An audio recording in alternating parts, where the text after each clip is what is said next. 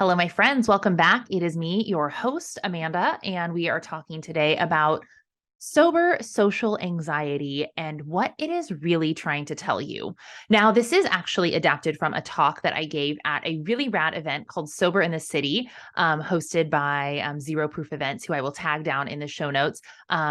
The founder, Susie, hosts these events annually, and she hosted the event here in Austin, and hundreds of alcohol-free men and women, mostly women, were at this event, along with my friend Sober Sis Jen Couch, my friend Chris Marshall from Sans Bar, and we just had a really amazing time where tons of women from around the world, from as far as Australia, came to join and just be in community and have some really amazing sober social times. And at the event, I gave a talk called what is social or some, I'm sorry, what is sober social anxiety really telling you?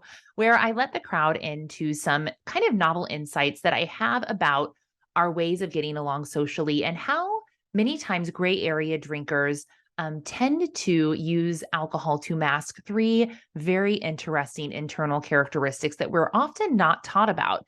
And what I find as a coach and a teacher is that sometimes when we can have someone reflect back to us something that we sense, but no one has ever really given us permission to explore, it can be tremendously freeing. And so in this, I'm actually going to kind of give you the talk as part of this podcast episode and let you on to these three kind of edgy little scenarios that I have found to be true in most of the women I work with. Now, all three of these might not resonate with you, or they might not resonate with you fully. But what I think is going to happen is you are going to say, yeah, oh, wow, I never thought about it that way. I wish someone would have told me this sooner. It would have given me such a big permission slip to do my social life differently than I have. And so often, I think that's what we really need is a permission slip in life. We need someone who we trust, who we see ourselves reflected in to say, yes, I feel that. And thank you so much for saying it because I never knew that I could do it that way. I always thought I had to do it XYZ way. Everyone was telling me to. And especially when it comes to social norms, they're called norms for a reason, my friend. We take on what we think is normal, what we think is good, what we think is right, what we think is expected. And being alcohol free is bucking that system.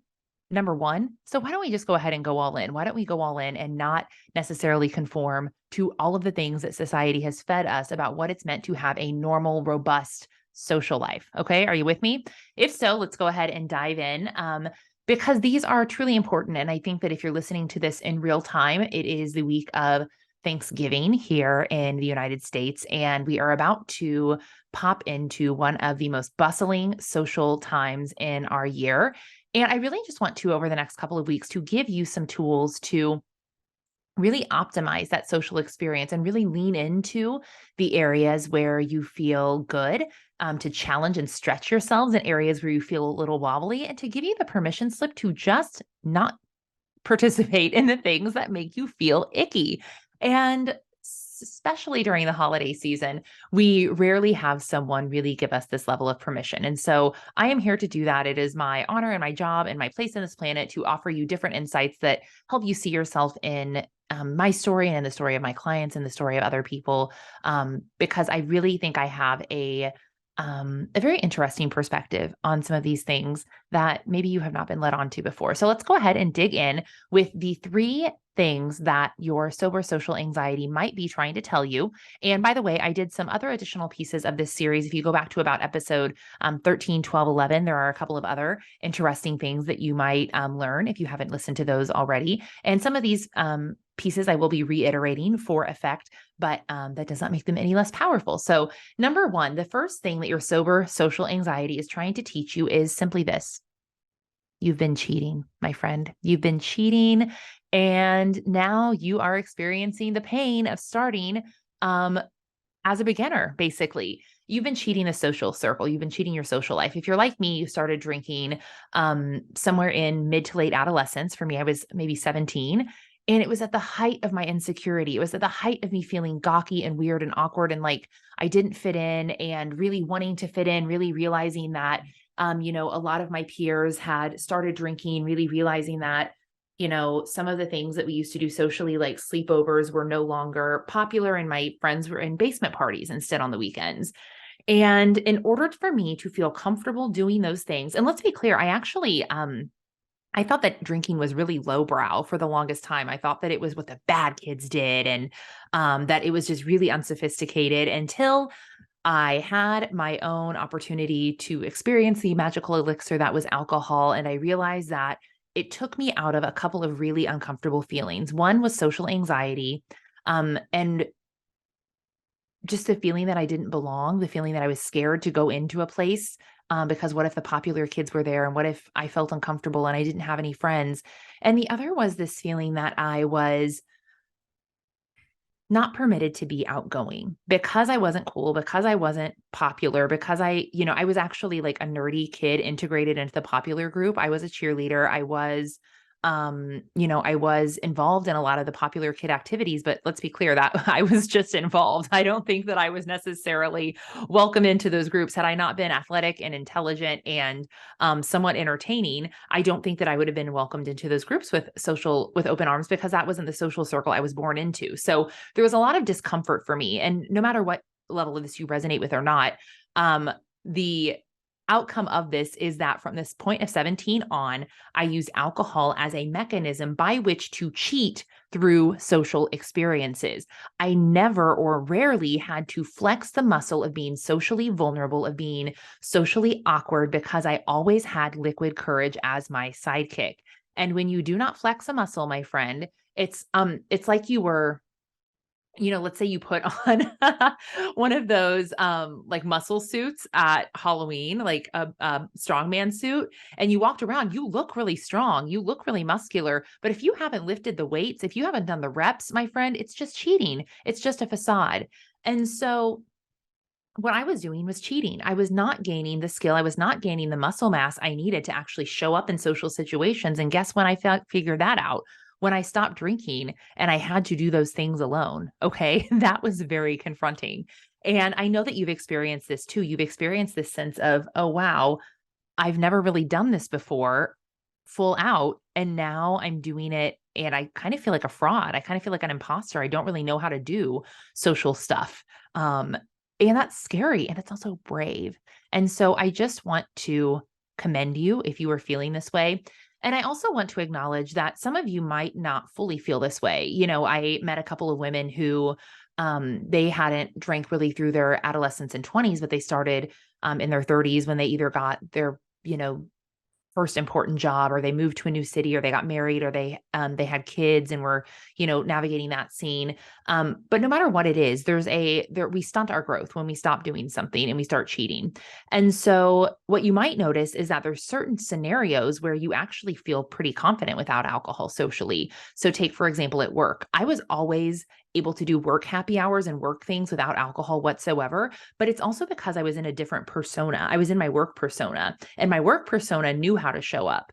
But my persona that wanted to make friends, that wanted the boy to like me, that, all of those other social nuanced things, I did not know how to do that. I knew how to network, but I didn't know how to social. Okay. And so in those situations, I didn't know how to get along. And that was the bulk of my situations that were coming up when I was first navigating to being alcohol free. So if that's been coming up with you, I want to give you 3 action items that will help you to step into this persona, to help you start to flex the muscle. So the first is, I want you to practice doing things on your own. I want you to practice going to social scenes solo. And here's how I want you to work up to it, because you might have just thought like, oh, that's terrifying. The first is to just take yourself into places where you are in the presence of others, but you are choosing to go alone. So for me, this looks like taking yourself on solo dates, a coffee shop. The movies I could get behind, but I really like something like a coffee shop or out to dinner where you have the potential to interact with someone else should you choose. At a movie, you don't so much. So really, a fan of coffee shops and casual dinner dates for yourself, knowing that at some point you could work up the courage, or someone might even say hello to you, and you might start a conversation with a stranger, and you might be the one to start the conversation. And I want you to just get comfortable being out on your own. So taking yourself on solo dates. The next is going into bigger social experiences on your own and walking. And let me tell you, almost 6 years alcohol free And sometimes this one still gets to me. Walking into a place alone is not my favorite thing to do. So step two is, and yes, I do want you to get to that point sometimes, but step two is use the buddy system. Offer to be DD if your buddy is someone who drinks. I have a buddy now who lives downtown. It's just not convenient for her to take her car out. And so I always offer to pick her up on the way just because typically her place is on the way. And it's so freaking nice to walk in and know that you have a social buffer with you, that you have a friend, you have someone who you can default back to if you don't know anyone else. So I always offer to be the driver, the soccer mom or the DD or whatever you want to call it. And, I offer some different strategies for this, but I always find that someone is willing to take me up on the ride there. And I'm very clear that, hey, on the ride back, I might not be available. But what I find more frequently than not is that even if the person who rode with me does not want to leave when I leave, there is someone at that party, at that event, at that soiree that is ready to leave. And they are so grateful that you are giving them not only the permission slip, but the tool by which to leave early, which is your car. So use the buddy system and offer to drive if that is a way you can be in service to people. That's always really helpful. And then as you get comfortable going on your own, get comfortable going with a buddy, then I want you to get more bold over time. Like me going to, an event a couple weekends ago without anyone, there was this moment of discomfort, but what I tell myself in that moment is to do it for the plot. If my life was a movie right now, what would the main character do in this scenario that would make everyone cheer? And that is getting up and going into the party, right? What would the main character do that would make the sad music come on and make you really feel like they're, pathetic and really just in a bad place? That would be going home. Not that there's anything wrong with it, but I want more often than not the plot line of your main character story to be triumphant. So in those moments, I want you to ask, what would the main character do? What would she do for the plot? And to do that thing. And to, when you do it, to celebrate it so boldly, celebrate that main character energy so freaking boldly that you start to amp yourself up and you're like, yes, I can do this. Yes, I can do this. I could do a whole podcast on the little things that I've done as a sober first. And some of those are still happening. Some of those are still happening to this day. And every time I do, I get that main character energy in my life where I'm like, wow, the triumphant song just played. I don't know what it is. It's probably by Sia. And I'm feeling super amped up right now. And I sometimes will write myself a little note of how proud I am of myself, or I will imagine my younger self watching over me and thinking how freaking proud of me she would be in that moment. And when I weigh those two things, doing it for the plot, doing it with that main character energy, and doing it for my inner child versus being scared, those two always weigh more heavily. Those two always are better options. And it's given me the courage so many times to do things that are completely out of my comfort zone, just because I know how triumphant I will feel in the end. All right. So if you are feeling this way, the first thing to acknowledge is that you've been cheating, but that you can build up that social muscle mass. Over time, there are some easy cheats and some easy ways to condition yourself. And that over time, you will become more bold and more capable, and you'll be able to do things with main character energy. Okay. So if you're feeling that, let's move on to point two, the next thing that sober social anxiety, whatever, you get what I mean, is really trying to tell you. And that is that maybe, just maybe, if you're feeling anxious about going somewhere, that you really don't enjoy the situation or the people that are going to be involved in this scenario. And let me tell you what, that can be a humbling thing to realize, because many of us have spent our adult lives doing the same thing over and over, being in social habits, being in social groups where we are habitually members.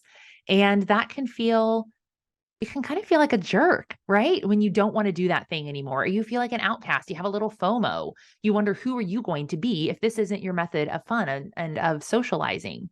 But I've said it once and I'll say it again. If it's not fun without alcohol, it's probably just not fun. Okay. And what's not fun for me now as a sober person is being in a room of people who are rowdy and drunk. What is not fun for me is being in a room where I can't even have a proper conversation. We are wired for connection. We crave it. And when we are fully plugged into who we are, when we are not diluted or numb, We want that connection even more. That's all we all really want. But when you drink, you take yourself further and further away from your ability to gain that social connection.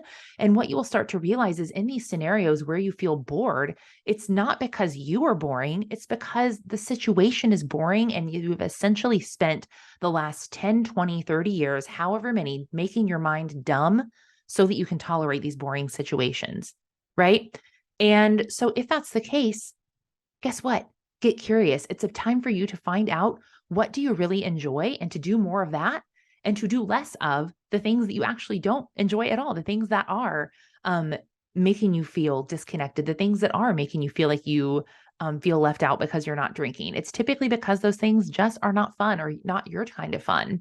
So here are two pieces of homework that I would give you if you are feeling into this step. And the first is to get curious. Ask yourself and go on a mission to investigate what it is that you really enjoy. Now, one part of this might be things that are outside of your normal social circle. This might be things like taking up a hobby. This is a lost art in adulthood in these days. When you asked me what my hobby was 5 years ago, I guess 6 or 7 years ago, I would have said drinking and having a social life. I did not have a hobby. So ask yourself, is there something else you really enjoy that maybe you could find social connection through that thing? Because maybe it's knitting or horseback riding or poetry. And you can definitely find people who enjoy that as well. And so many of those activities we don't pair with drinking. Okay. And so find maybe ways outside of traditional social circles that you might like to express yourself. But I also want you to be curious about if you might still be a fit for the social circle that you're in. It might be a hard no, but you won't know until you try. So I want you to at least give it a chance to go to some of the social events and engagements that you've been going to, because rule number one, I don't know why I'm numbering things because who knows how many things I've offered you a numbered list on today. Rule number one I have in social situations is that you can always leave the party. If you go and it's not your jam and you feel uncomfortable and it's boring and you definitely know it's a no for you, you can always leave. But I don't want you to overlook or miss an opportunity to have a great time, to have a ton of fun just because you're afraid, just because it's unfamiliar, just because you don't know what to expect. I will tell you that there are so many times that I've gone out on a limb and gone to something that I have had the most wonderful time at. And here's actually a little pro tip. I have a mastermind group with some of the higher level women who I coach who have been alcohol free 90 plus days. And as you know, as I said, this is right before the holiday season. Many of them are doing the holidays the first time alcohol free. So they had some questions. And one of them was talking about an event she had to go to tonight. And I said, you know what? One thing that I want to do is I want to say, yes, absolutely go, permission to leave early, but also permission to be surprised and delighted. Before you go to that event, I want you to pause and I want you to say a little prayer to the universe. And it goes something like this.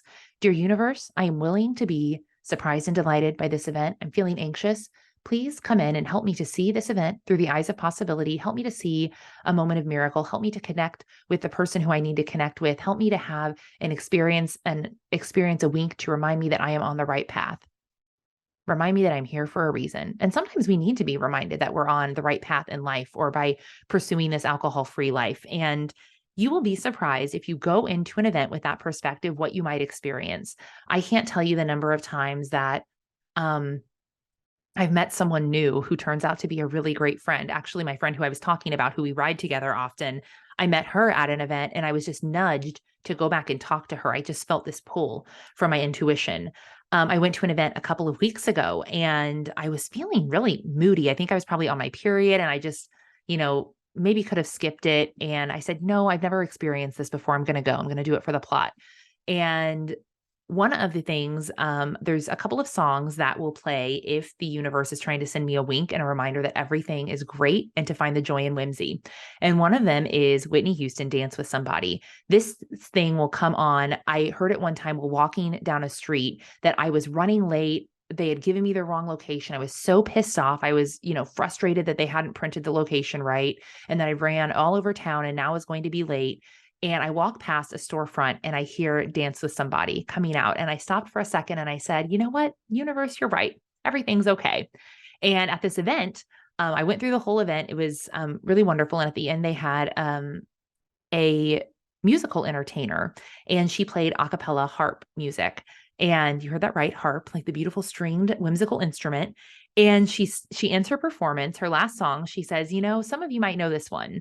And she starts playing the first few chords. I can almost cry right now. She starts playing the first few chords and it's Dance with Somebody. And I thought, Amanda, you little booger, you were so hesitant to come to this thing. You were having such a, kind of woe is me day. And this is the reminder that it's all good, that the universe has your back. And I want you to come up with a couple of little winks like that, where the universe will show up for you. Another one, you all heard me, that I loved the band Hanson when I was younger. A couple episodes ago, I talked about going to see them recently. And so another song that will come on if the universe is trying to get my attention and say, hey, it's all good, is Mbop. And so you can look for these little winks, nudges from the universe. You can ask the universe to show it to you while you're at this event. You can ask the universe to draw you, connect you to the person who you need to meet while you're at this event. You can ask the person to show you something to surprise and delight you so that you can remember that this is why you do these things, that it might not always be perfect, or it might not always be the deepest connection or the most fun, but there's always a nugget available for you. Okay. And if you look at life with that perspective, even the scariest or most mundane events can become really, really wonderful and joyous. So I want you to know that you can always go to the party, and that when you do, look for surprise and delight. Expect for the universe to give you a little wink while you're there. All right. The second step here is to set boundaries with yourself and others. Once you learn what you enjoy, you will also learn what you don't enjoy, and you'll start to get some clarity on what's pretty much a no for you. It's a non-negotiable. And when you figure that out, guess what? You don't have to go to the party that's a non-negotiable just because you feel like you should, just because you feel like you need to, or that it's the nice or polite thing to do, unless it is something that truly is a once in a lifetime, really big event. For me, those are like weddings, funerals, maybe birthdays that are on a 0 or a 5, so 40, 45. But other than that, typically it's negotiable for me. Unless it is a once in a lifetime event, I truly, truly don't think that you have to go to the party. Even with work things, there are so many scenarios where we tell ourselves that our presence is needed when really we probably don't have to go. And so I just want to I want you to stretch yourself. So I want you to try to go to the party and figure out what it is that you like and you don't like. And then once you figured it out, I want you to give yourself the permission slip to just not go. All right. You don't have to go to everything, my friend. You do not have to. You simply do not have to go to the party. Set a boundary with you and with yourself, and find a really great way to communicate that boundary to others. Okay. If you are feeling what I'm putting down here, we went through the first 2 points, that you've been cheating the system and that you have put yourself in social situations that you really do not enjoy. I want to teach you now the third reason that, or the third thing that sober social anxiety is really telling you. I really should have thought twice about that name. This one is a little more deep, and you've heard me talk about this before if you've listened to earlier episodes, but that is that many times when we stop drinking, we start to experience sensory overload, and we start to realize that we have some sensory superpowers. All right. So what we don't realize is that many of us out in this world are beautiful superheroes called deep feelers. And I have an article on deep feelers that I will link in the show notes. If you haven't read it, I think that many of you resonate with it. I hear over and over and over again from my listeners and students how this really nails a feeling that they've been having their entire lives and never been able to put a finger on. And I'll just give you a really quick definition. A deep feeler is someone who experiences life at a deep, profound level, emotionally and sensory elements, and even on a spiritual element. You are someone who is maybe highly empathic. You feel into the emotions of others. You can almost feel their emotions when they are feeling them. You are easily overwhelmed maybe by places that are really rowdy or have a lot of sound and smell. Great example is, I really would not like to be caught in the mall at Abercrombie and Fitch. Too crowded, too loud, too many, that cologne smell. It is just a lot. It's too much for me. It is sensory overload. I do not like it. I feel ill entering that store. I like some of their clothes, but I feel ill entering the store because of the sensory overload. So it's an online shopping experience for me. If you ever experienced that feeling of overwhelm, of being, too stimulated by an environment, it could be that you are a deep feeler. And I break down all the different types of deep feelers in this article. And what I want you to acknowledge is that if you have this superpower, it's likely that you've had it your entire life. And it's also likely that the people who were your caretakers didn't understand or acknowledge it And because you were so smart, you figured out that this was not, that this maybe was not normal. And so instead of leaning into this superpower, you found ways to mask it and to cover it up and to make it small. And one of the ways in which we do that is through drinking, because drinking is a depressant. So it numbs our natural senses. And if we have a super sense, like a deep feeler, sensitivity, it even helps to numb that down. So not only have you been cheating at the social game, but you've also been numbing down an extra sense that you have that's now going to come back online without alcohol in the picture. Okay. So you can see that not only do you have just the natural overwhelm that you might feel, but you have these extra special spidey senses that are coming online, which make social scenes where there's a lot of sound, a lot of smell, a lot of rowdiness feel just kind of overwhelming. And one really great example I always give here is something that happened to me recently within the last year, actually almost exactly a year ago to the date. My friend Upasana and her partner Chris were married, and they did a really beautiful Indian American fusion wedding. And I was so jazzed because they invited you to wear traditional Indian party celebration wear. And so I ordered this beautiful outfit. And I was so excited. My friend Carly did my hair and makeup. And so I looked 10 out of 10, my friends. I was looking pretty fly. And I was so excited to go and have this experience. I knew that they had curated all of these beautiful alcohol-free beverages, that the food would be amazing, that the dancing and music would be banging. And I got there and I didn't know anyone. I got there and everything that I thought was true. And just as it was time for us to hit the dance floor, they actually switched from kind of what I know as wedding music, all the hits that I would, ain't no Winnie Houston being played here. All of these things that are familiar to me suddenly switched and they started playing traditional Indian club and dance music. So freaking cool. But the problem was everything was new to me. So here I am in this overwhelming sensory experience, and I have nothing familiar to track. I can't track the beat. I can't track the dance moves. I don't know any of the songs or the lyrics. And I still had the most fun. Her cousins were so great about getting me out on the dance floor. But the next morning, the next day, I felt so drained. I felt straight up hung over. And all I wanted to do was order greasy food and sit in my bed and watch movies all day. And this is because I had what I like to call an energetic hangover. I had been drained and socially exhausted because I had put myself in an energetically overwhelming situation. Now, I would do that again 10 million times because that was some main character energy. The outfit, the dancing, the fun. I felt so great doing that, having that wedding experience, and just loved celebrating my friends. And if I were to do it again, I would also protect myself energetically before going into that scenario. I would make sure that I did a couple of very specific things to calm and protect my energy, a few of which just include praying and meditating, visualization, maybe even wearing a crystal. If that's your thing, sometimes it's mine, sometimes it's not. But I would have purposely done some energetic practices to calm down that energy, because what I had forgotten in my excitement to get to the venue was that it was going to be a high sensory experience. So what I also want you to be aware of, if you've never been turned on to this, is that you might be a highly sensitive person. And even if you're not, it is still very probable that in these very high stimulating environments that you are going to experience some sensory overload, specifically if you're a deep feeler, and that isn't bad or wrong or anything. It's just that you need to be a little more cognizant before you thrust yourself into a situation.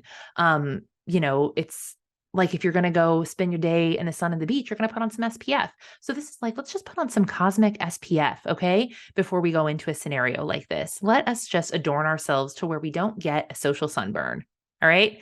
So if this is resonating with you, specifically this last one, I just really want you to know that you are not alone, and that there are some exercises and some self-work that you can do that can help prepare you even more for these social situations.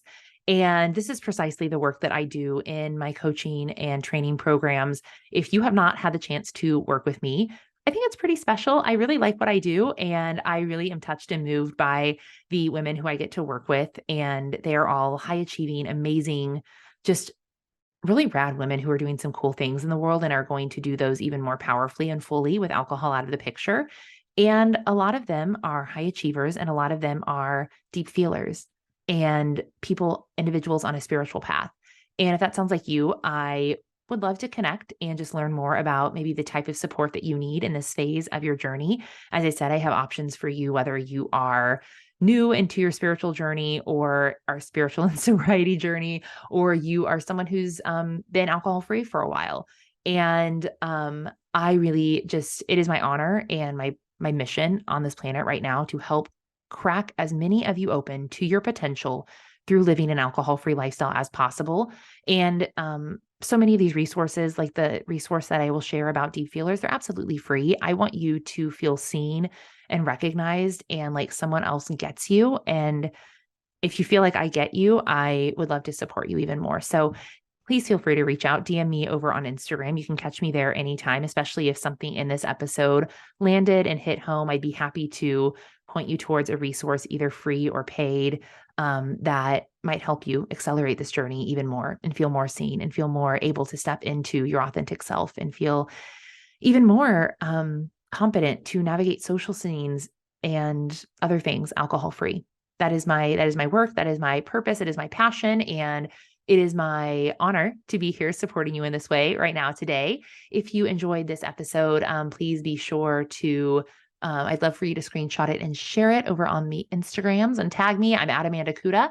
And if there's anything in terms of social things that are coming up for you around the holiday that you would like me to touch on and do some content on either here on the pod or maybe over on Instagram Live, let me know. Just shoot me a DM and I will be happy to cover it for you.